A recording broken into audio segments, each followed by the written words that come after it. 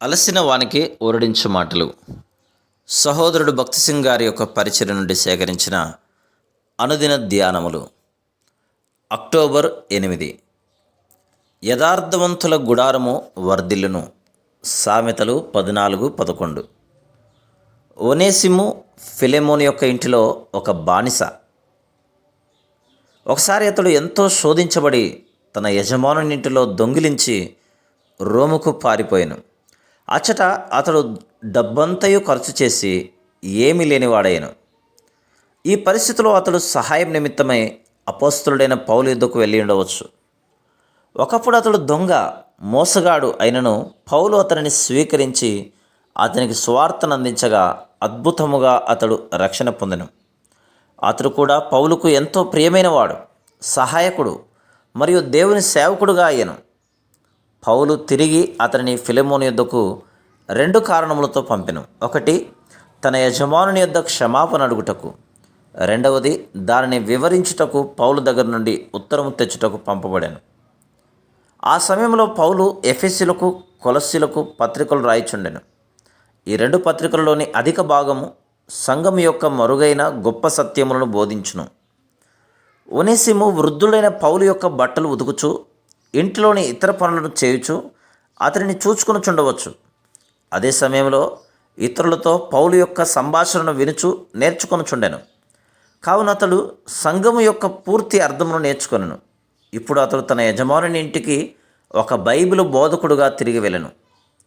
పౌలు Philemon యొక్క క్షమాపణ ఆత్మను నిశ్చయముగా ఎరిగిన వాడై ధైర్యముగా ఇటు రాయిచున్నాడు.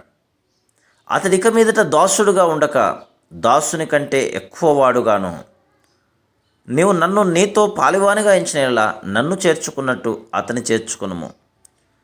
ప్రభువునందు నీ వలన నాకు ఆనందం కలుగనిమ్ము. నేను చెప్పిన దానికంటే నీవు ఎక్కువగా చేతువని ఎరిగి నా మాట విందువని నమ్మి నీకు రాయిచున్నాను. 15, 17, 20, 21 వచనములు.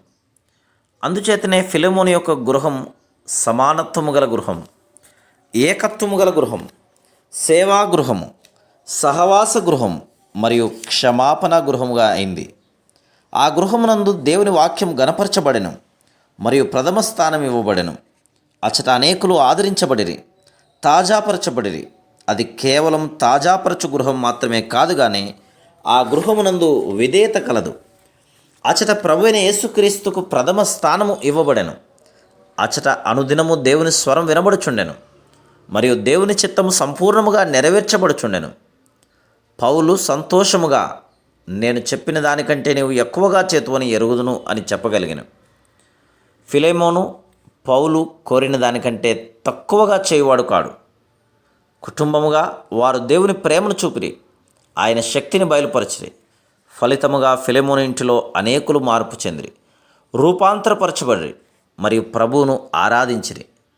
కావున అది నిజమైన క్రైస్తవ గృహముగానైంది మరియు వారి ఇంట ప్రభువైన యేసుక్రీస్తు యొక్క సంఘము కట్టబడింది.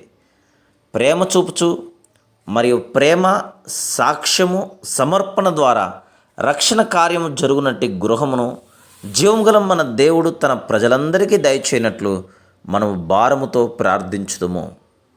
Praise the lord.